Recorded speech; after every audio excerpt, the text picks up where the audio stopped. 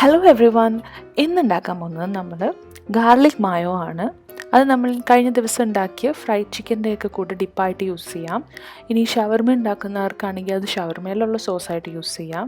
പിന്നെ വെറുതെ ഗ്രിൽ ചിക്കനോ അല്ലെങ്കിൽ ചിക്കൻ ഫ്രൈയോ കഴിക്കുമ്പോൾ അതല്ലെങ്കിൽ ഒരു ഡിപ്പായിട്ട് യൂസ് ചെയ്യാം. പിന്നെ ഇതിനകത്ത് കുറച്ച് ഹോട്ട് സോസോ കെച്ചപ്പോ ആഡ് ചെയ്തിട്ട് ഒരു കുറച്ചും കൂടി സ്വീറ്റ് അല്ലെങ്കിൽ കുറച്ചും കൂടി സ്പൈസി ആയിട്ടുള്ള ഒരു സോസായിട്ടും ഇത് കുറച്ച് റെസ്റ്റോറൻറ്റ്സും കഫേസും ഒക്കെ ഇത് സെർവ് ചെയ്യാറുണ്ട്.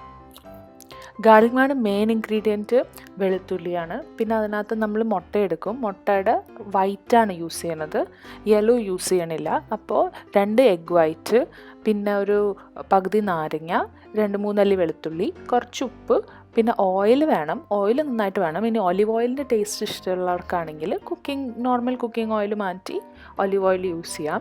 ഇനി നിങ്ങൾക്ക് വേണമെന്നുണ്ടെങ്കിൽ കുറച്ച് വൈറ്റ് പെപ്പർ പൗഡർ ഇട്ട് കൊടുക്കാം. ഫസ്റ്റ് ഓയിൽ ഒഴികെയുള്ള ബാക്കി എല്ലാ ഇൻഗ്രീഡിയൻസും കൂടി ഇട്ട് നല്ല പോലെ അടിച്ചെടുക്കുക. ഞാൻ യൂസ് ചെയ്യുന്നത് ഒരു ഹാൻഡ് ബ്ലെൻഡറാണ്. നോർമൽ ബ്ലെൻഡർ ആണെങ്കിലും യൂസ് ചെയ്യാം, പക്ഷേ ഇതിനേക്കാളും കുറച്ചും കൂടി ടൈം എടുക്കും.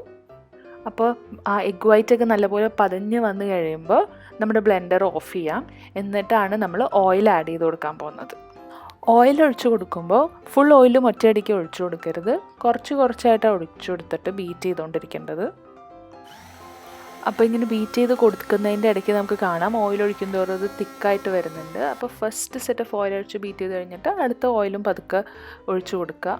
എന്നിട്ട് നമ്മളുടെ ഈ ഡിസ്ക്രിപ്ഷൻ ബോക്സിൽ കൊടുത്തേക്കുന്ന എമൗണ്ട് ഓഫ് ഓയിൽ വെച്ചിട്ട് നിങ്ങളുടെ തിക്കായിട്ടില്ലെങ്കിൽ കൂടുതൽ ആഡ് ചെയ്യുക. അതല്ല അതിന് മുമ്പേ നിങ്ങളുടെ തിക്കായിട്ട് വരുവാണെങ്കിൽ പിന്നെ അവിടെ വെച്ച് നിർത്താം. അപ്പം ഇത് കണ്ടോ, നല്ലപോലെ ഒരു കട്ടിയായിട്ട് നമുക്ക് സെർവ് ചെയ്യാൻ പറ്റുന്ന കൺസിസ്റ്റൻസി ആകുമ്പോൾ പിന്നെ അടിക്കേണ്ട, പിന്നെ നമുക്കൊരു ബൗളിലേക്ക് സെർവ് ചെയ്തെടുക്കാം. കഴിയുമ്പോൾ ഒന്നും കൂടി ടേസ്റ്റ് ചെയ്ത് നോക്കുക. ചിലപ്പോൾ ഗാർലിക്കിൻ്റെ ടേസ്റ്റ് കൂടുതലായിട്ട് നിൽക്കുന്ന തോന്നിക്കഴിഞ്ഞാൽ കുറച്ചും കൂടെ ലെമൺ ജ്യൂസ് ഒഴിച്ച് കൊടുക്കുക. ഇനി ഉപ്പില്ലെങ്കിൽ കുറച്ച് ഉപ്പ് ആഡ് ചെയ്ത് കൊടുക്കുക. എല്ലാം നിങ്ങളുടെ ടേസ്റ്റിന് ഡിപ്പെൻഡ് ചെയ്തിരിക്കും. അപ്പോൾ ഇത് കഴിഞ്ഞു. എല്ലാവർക്കും ഈ റെസിപ്പി ഇഷ്ടപ്പെട്ടെന്ന് വിചാരിക്കുന്നു. ഇത് നമ്മളുണ്ടാക്കിയ ബ്രോസ്റ്റഡ് ചിക്കൻ്റെ ഒപ്പം സെർവ് ചെയ്താൽ നല്ല സൂപ്പറായിരിക്കും. അപ്പോൾ എല്ലാവരും ട്രൈ ചെയ്യുക. എന്നിട്ട് റിവ്യൂസ് ഉണ്ട് വീഡിയോയുടെ കമൻറ്റ് ബോക്സിലിടാം. Okay, by.